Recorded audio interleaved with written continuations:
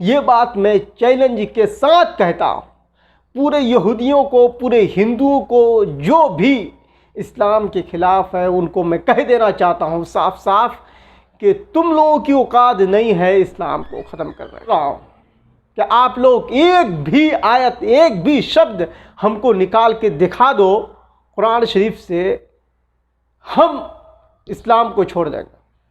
औज़ुबिल्लाहिमिनश्शैतानिर्रजीम, बिस्मिल्लाहिर्रहमानिर्रहीम, नहमदुहु व नुसल्ली अला रसूलिहिल करीम, बिस्मिल्लाहिर्रहमानिर्रहीम। पता है पूरे हिंदुस्तान के अंदर चाहे वो कोई भी कास्ट से हो या रिलीजन से हो, चाहे धर्म से हो, किसी से भी हो, आज सबको पता है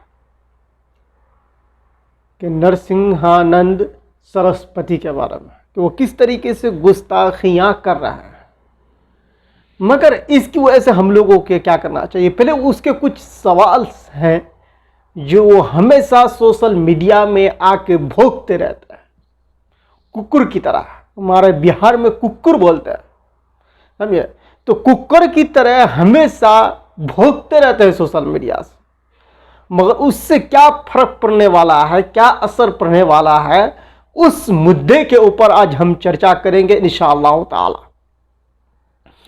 सबसे पहली बात, नंबर 1, वो कहते हैं कि हम पूरे दुनिया में से इस्लाम को ख़त्म कर देंगे, पूरे दुनिया से, और दुनिया के हर एक इलाके में, हर एक कोने में, हर एक कंट्री में इस्लाम जिंदा है आज की डेट में मुसलमानों की वजह से। मगर एक बात मैं कह सकता हूँ, मुसलमानों को तुम लोग ख़त्म कर सकते हो मगर इस्लाम को कभी नहीं कर सकते हो। ये बात मैं चैलेंज के साथ कहता हूँ पूरे यहूदियों को, पूरे हिंदुओं को, जो भी इस्लाम के ख़िलाफ़ है उनको मैं कह देना चाहता हूँ साफ साफ कि तुम लोगों की औकात नहीं है इस्लाम को ख़त्म करने का। तुम लोगों का बिल्कुल ही औकात नहीं है, नहीं तुम्हारे बाप दादा, नहीं तुम्हारे पुरखों की औकात है इस्लाम को ख़त्म करने का। हाँ, आप लोग इस्लाम को, मुसलमानों को ख़त्म कर सकते हो। पहले मुसलमान होते थे, आजकल जो है नाम के मुसलमान, समझे? इस वजह से ख़त्म कर सकते हो, नहीं तो कभी ख़त्म नहीं कर सकते।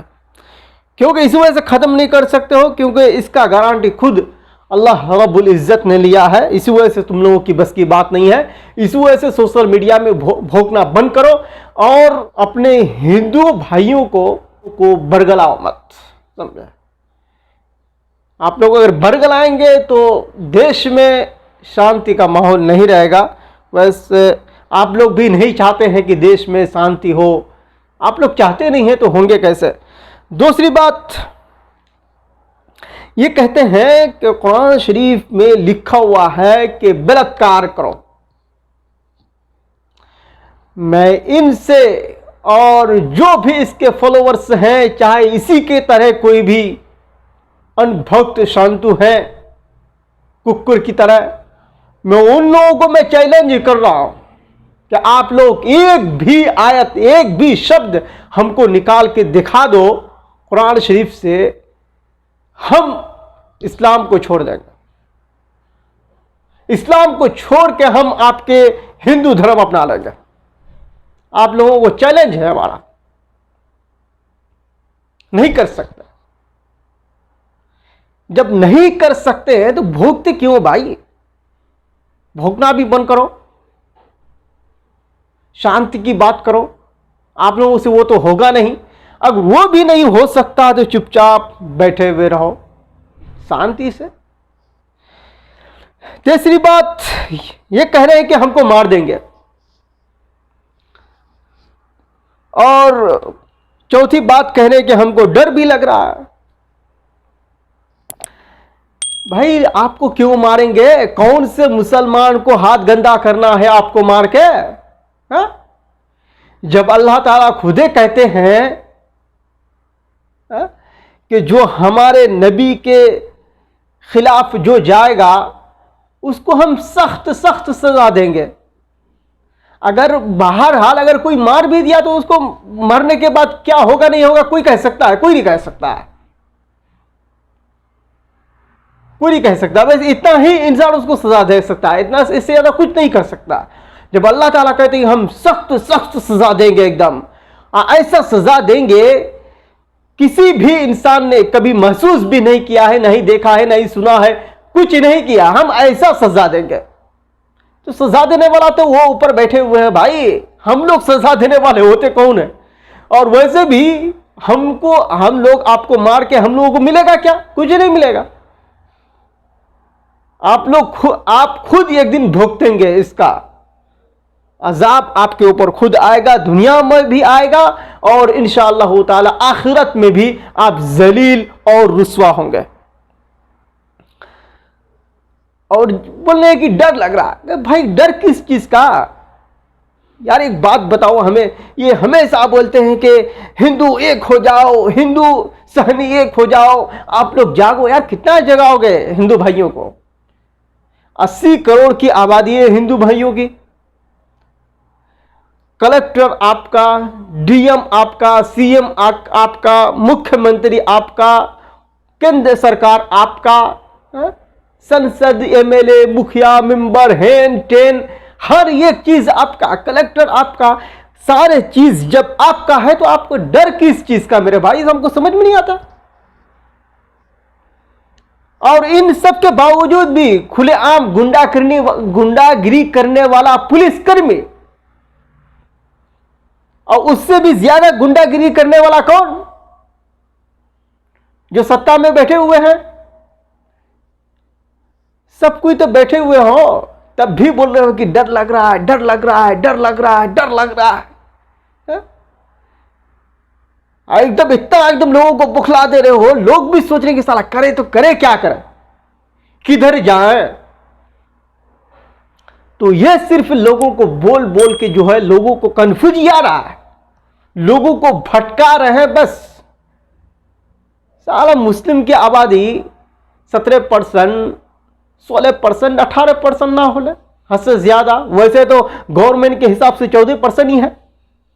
चलो ना मान ले, हम 17% मान लेते हैं, उसके बावजूद भी आप लोग इतना बोल रहे हैं कि भाई हिंदू खतरे में है, हिंदू खतरे में है, हिंदू खतरे में है। ऐसे ऐसे बोल के साले पूरे देश को एकदम तुम लोग जो है ना नस्त नाबूद करने वाले हो, समझे कि नहीं? तो जितना भोगना है भोग ले। मुसलमान थोड़ा घबरा जाने वाले हैं, समझे कि नहीं? क्योंकि मुसलमानों के अंदर दम है ही नहीं है, मुसलमानों के अंदर वो ताकत, वो कुव्वत है ही नहीं है आप लोगों से मुकाबला करने के। इसी वजह से मुसलमान घबरा जाते हैं। मगर आप लोग इस्लाम को कभी नहीं खत्म कर सकते इंशाअल्लाह ताला।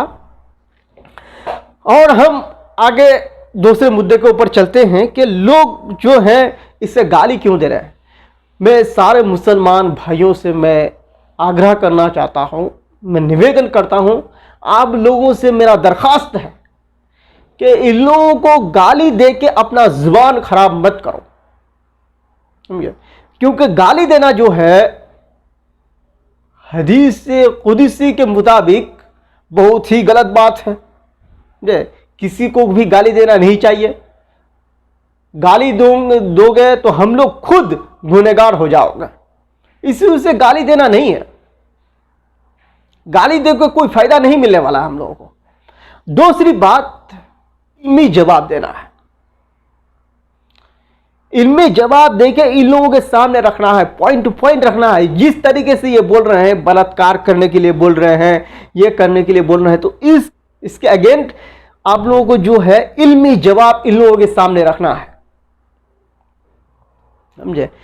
एक भी इतने सारे मौलवी मौलाना है यार, इतने बड़े दारुल देवन है, इतने सारे फिरके हैं, सब मौलाना अलग अलग फिरका बना के चले गए हैं।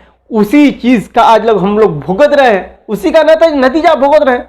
जो अलग अलग फिरका बना के गए हैं, आले हदीस बना के चले गए, बरेली, देवबंदी, सुन्नी, शिया, कितने सारे फिरके बना के चले गए, उसी का नतीजा आज हम लोग भुगत रहे हैं। ये अगर फिरका बना के नहीं जाते, सब कोई एकजुट होते, तो कोई कुछ बोलने नहीं पाते। हर बार हाल जो मौलवी मौलाना है उसको चाहिए कि इल्मी जवाब इन लोगों के सामने रखे ताकि इन लोगों का जुबान बंद हो जाए। और इल्मी जवाब आएगा कैसे? सारे मीडिया तो बिका हुआ है, सारे मीडिया बिका हुआ है। एक भी मीडिया मुसलमानों की आवाज उठाने वाला नहीं है।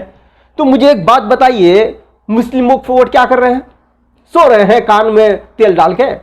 क्या मुस्लिम वक्फ बोर्ड के वाले के पास पैसा है या नहीं है? नहीं है तो जो 17 करोड़ मुसलमान है उससे चंदा लीजिए, उससे चंदा लेके खुद मुसलमानों का न्यूज चैनल खोलिए, समझे? खुद अपना न्यूज चैनल खोलिए और जो 5-5 हजार में जो मौलवी मौलाना जो बिकने जाते हैं, समझे, उसको छोड़ दीजिए। जो सच्चाई है उसको दिखाने की कोशिश कीजिए अपना न्यूज चैनल खोल के, समझे? तब धीरे धीरे इस चीज का पर्दाफाश होगा। नहीं तो अगर इसी तरीके से बैठे रहोगे तो कुछ मसला हल होने वाला नहीं है, कोई मसला हल नहीं होगा। आप अगर इल्मी जवाब रखेंगे तो कैसे रखेंगे? मीडिया के थ्रू रखेंगे। मीडिया तो आपका सुनने वाला है नहीं। जहां आप अगर मेन पॉइंट अगर बता रहे हैं उसके बाद वो तुम्हारा काट के दूसरी तरफ चला जा रहा है। तो इसी तरीके इसी वजह से आप अपना खुद न्यूज चैनल एक खोलिए। अरे कब तक दूसरे का गुलामी करोगे? हमेशा दूसरे की न्यूज चैनल देखोगे, हमेशा दूसरे की गुलामी करोगे। कभी केजरीवाल का, कभी कांग्रेस का, कभी सपा का, कभी भाजपा का, कभी नीतीश का, कभी लालू का, कभी ममता की। इसी तरीके से सब किसी का गुलामी करते रहोगे जिंदगी भर। अरे यार कभी अपने आप अपने पैर पे भी खड़े हो जाओ। मुस्लिम वक्फ बोर्ड के पास क्या नहीं है? हर एक चीज है, पैसे भी है, तब भी ये लोग हाथ में हाथ धरे हुए बैठे हैं। मगर सबसे ताज्जुब की बात यह है कि नौजवान जो है सवाल ही नहीं कर रहे हैं मौलवी मौलानाओं से कि इसका हल कैसे हो। इसका हल निकालने के लिए नहीं बोल रहे हैं। जो वो लोग कह रहे हैं हम वही मान रहे हैं। हम खुद से किताब को खुल के देखने वाले हैं ही नहीं। हम लोग हमेशा नाच गाने में, टिकटॉक में टाइम बिता रहे हैं। तो ये सब चीज बहुत ही जरूरी है। बहुत बहुत शुक्रिया वीडियो देखने के लिए। आप अगर पहले बार इस चैनल में है तो चैनल को सब्सक्राइब कीजिए और लाइक कीजिए और घंटी को भी दबाएं ताकि हम नेक्स्ट वीडियो कोई भी बनाए तो आप तक जाके पहुंच जाए। बहुत बहुत शुक्रिया। अस्सलाम वालेकुम।